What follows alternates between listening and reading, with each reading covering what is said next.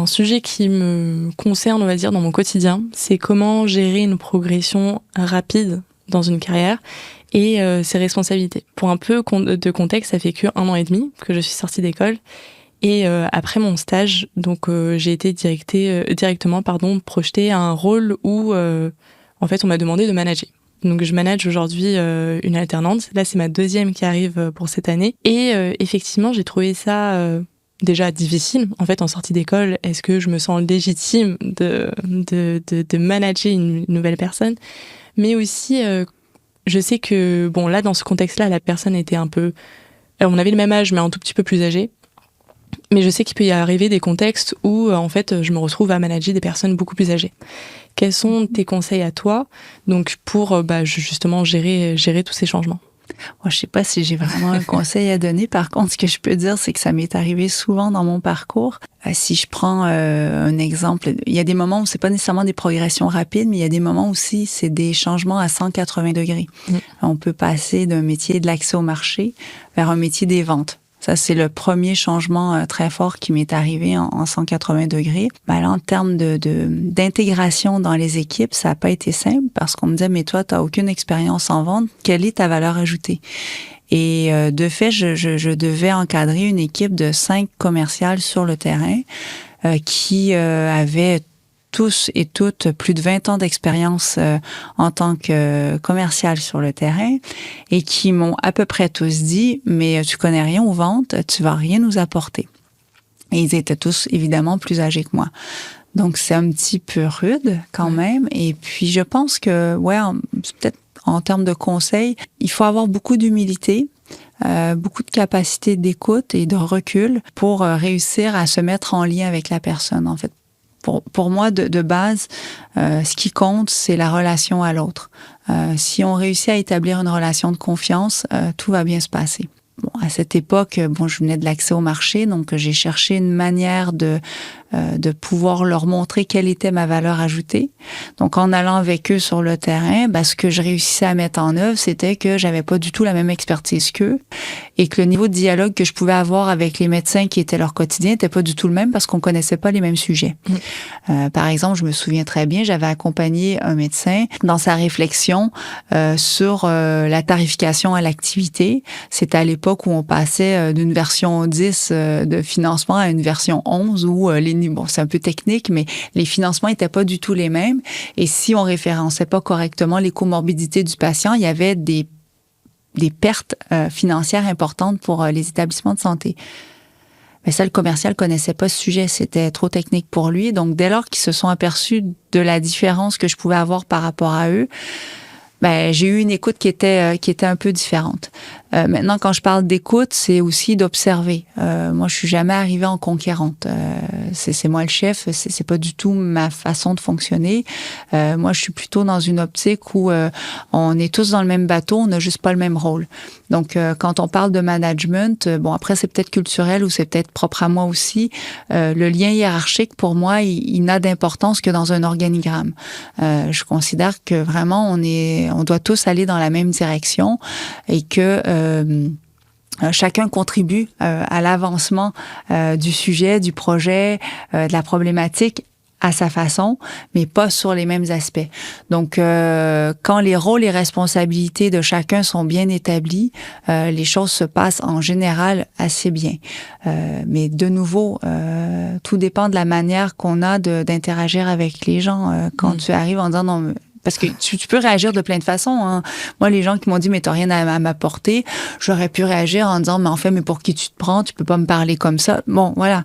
Mais non, moi, je l'ai pris avec humilité. Je me suis dit « tiens, c'est vrai, il a peut-être raison. J'ai peut-être pas grand-chose à lui apporter. Mais réfléchissons sur qu'est-ce que je peux lui apporter. » Donc ça, c'est un premier exemple. Ensuite, quand je suis arrivée dans l'industrie pharmaceutique, là, de nouveau, j'avais aucune expérience de l'industrie pharmaceutique. J'avais une expérience de dispositif médical qui était assez longue, certes. Oui, c'était dans le domaine de la santé, des industries de santé, mais j'étais pas du tout dans le domaine du médicament. Donc, j'ai passé beaucoup de temps à écouter les gens, qui me racontaient leur histoire, comment ils opéraient, pour ensuite m'en inspirer et puis prendre ce que je considérais être juste et puis ce que j'avais envie de de garder pour moi, et puis le reste, je laissais de côté. Donc, il y a aussi ça qui, pour moi, est un conseil fort, mais il faut être capable de garder sa singularité dans ses approches, parce que en tant que femme, peut-être qu'on a trop souvent tendance à s'adapter à l'autre pour faire en sorte que tout aille bien, non?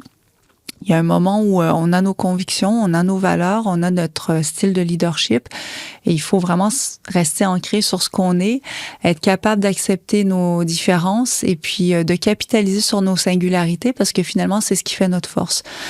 Si on n'accepte pas nos singularités, on devient finalement un clone de l'autre personne, et puis c'est pas intéressant. Si la société était faite de clones, on aurait tous le même niveau de conversation. On serait même pas, toi et moi, en train de converser, puisque finalement, je t'apporterais rien, puisque je serais un clone de toi-même. Donc, il faut réussir à entrevoir l'autre par un filtre qui est différent, qui est son filtre à lui et non pas notre filtre à nous. Donc, c'est vraiment aller vers l'autre. Moi, je suis très humaniste dans mon approche.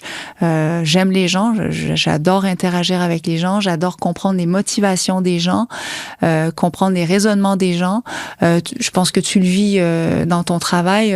Par exemple, tu vas prendre un département des affaires réglementaires avec un département du marketing. Il y a des moments où il y a des petits conflits. Il y a un petit peu de rugosité qui peut se mettre en place.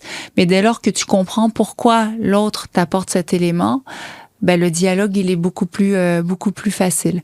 Donc, le conseil que j'aurais à donner, c'est, d'essayer, comprenez-vous, connaissez-vous, pour mettre en place une vraie relation et une relation de confiance. C'est facile à dire là comme ça en 5 minutes, là, mais la confiance, ça s'appuie sur énormément de choses. Je pense qu'on pourrait passer la journée à passer sur les leviers de la confiance. Mais pour moi, c'est juste fondamental de réussir à créer un environnement de confiance. Et puis sur la progression rapide, moi, je suis devenue directeur général dans l'industrie pharmaceutique en 3 ans. Ah, wow. En 3 ans d'expérience d'industrie pharmaceutique. J'avais une autre expérience avant. J'avais 10 ans de recherche fondamentale, 4 ans de conseil, 8-9 années de dispositif médical. Donc, je ne venais pas sans rien. J'avais une certaine connaissance, une certaine façon d'appréhender les sujets. Et pourtant, je n'avais pas cette expérience de l'industrie pharmaceutique. Donc, en 3 ans, je suis arrivée pour mettre en place un département de l'accès au marché. 6 mois plus tard, on me confiait la direction de la stratégie. Et 2 ans et demi plus tard, on me confiait la direction générale de la filiale. Donc, comment tout ça est arrivé? C'est arrivé par les interactions aussi que j'ai réussi à mettre en place dans la filiale, la confiance que j'ai su établir avec les collaborateurs qui m'ont suivi, qui nous ont permis d'avoir des belles réussites, qui nous ont permis de mener à bien des projets avec succès. Et de ce fait, j'ai été reconnue comme étant quelqu'un capable d'amener les gens avec moi. Et pas que, parce que pour être directeur général, il y a d'autres aspects aussi, mais n'empêche que cette capacité à fédérer les équipes, elle est importante. Et puis pour fédérer les équipes, il faut aller vers l'autre. Mais je me dis, c'est super de voir, d'avoir justement toutes ces qualités-là, parce que je trouve que c'est aussi très difficile aujourd'hui quand on a devant nous une personne qui n'est pas prête à être dans l'échange et à être dans la compréhension. Comment est-ce que tu as déjà vécu des situations où en fait t'étais prête à écouter, t'étais prête à te remettre en question en fait, mais l'autre en fait ne voulait pas. Et c'était une personne avec qui tu travailles et juste la personne ne veut pas. Au départ, il y a des moments où ça peut être difficile. Moi, c'est pas ma problématique première. En général, je m'en sors assez bien. Mais il est vrai qu'il y a des situations qui sont un peu plus difficiles. Et puis c'est là où, tout à l'heure, je te disais que j'ai des mentors. Moi, je sais m'entourer. Il faut pas rester seul. Franchement, c'est un peu prétentieux de penser que seul on arrive à tout faire.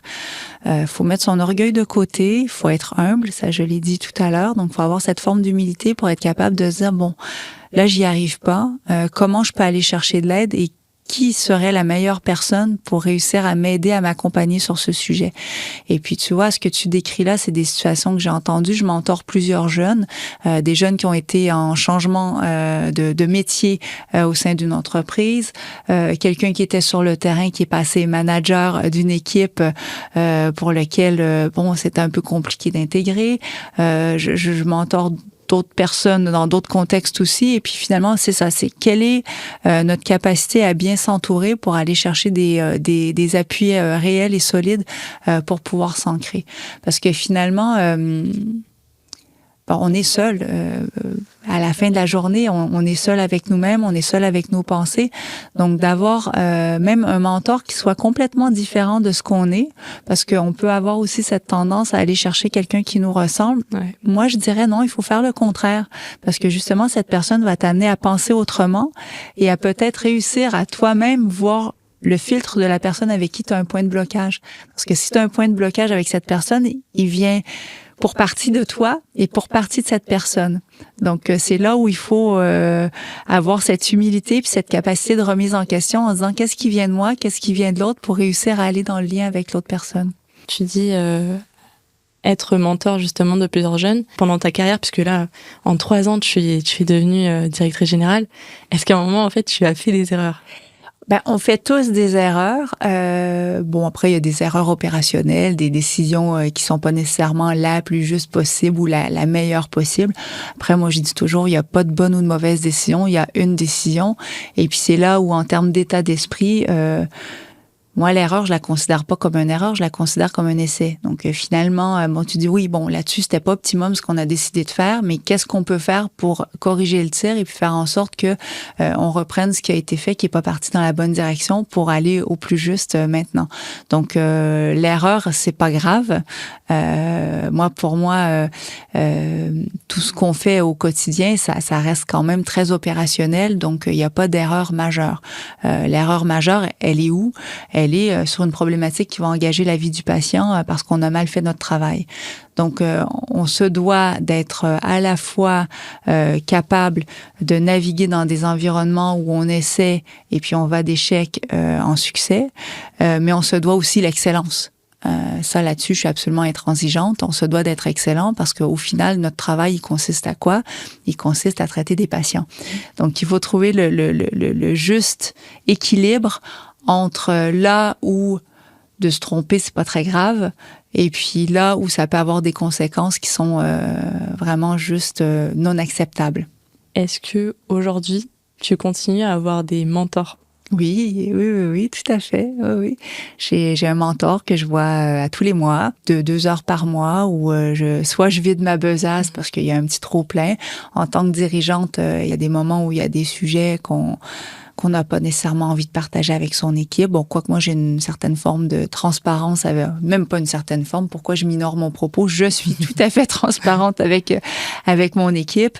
Mais quoi qu'il en soit, j'ai besoin aussi d'avoir un autre regard sur ma façon de réfléchir. Et puis, par moments, des fois, je me dis, ah oui, quand même, je l'avais pas vu sous cet angle. Et puis, ça t'amène à réfléchir ou à te poser. En fait, c'est un temps aussi pour toi, le temps de mentoring. C'est un moment où tu te poses avec une autre personne pour penser autrement ta manière de travailler, ta manière d'interagir avec les gens, ta manière de porter des projets. Par exemple, mon mentor m'a dit un jour, tu crois pas que ton besoin d'harmonie nuit à ton leadership. Ça paraît une phrase anodine dite comme ça. Moi, j'aime quand les choses se passent bien, quand les gens s'entendent bien. Je vois pas l'intérêt d'être toujours dans le combat, dans la friction. C'est pas ma nature. J'ai réfléchi à cette question pendant 6 mois. Okay. Voilà. Et puis la réponse, c'est non. Donc, mon besoin d'harmonie nuit pas à mon leadership parce que j'ai très bien pris conscience que la bienveillance n'exclut pas l'exigence et qu'il faut réussir à naviguer sur cette crête entre bienveillance et exigence. Et puis, dès lors que les choses sont dites, tout se passe bien. À suivre.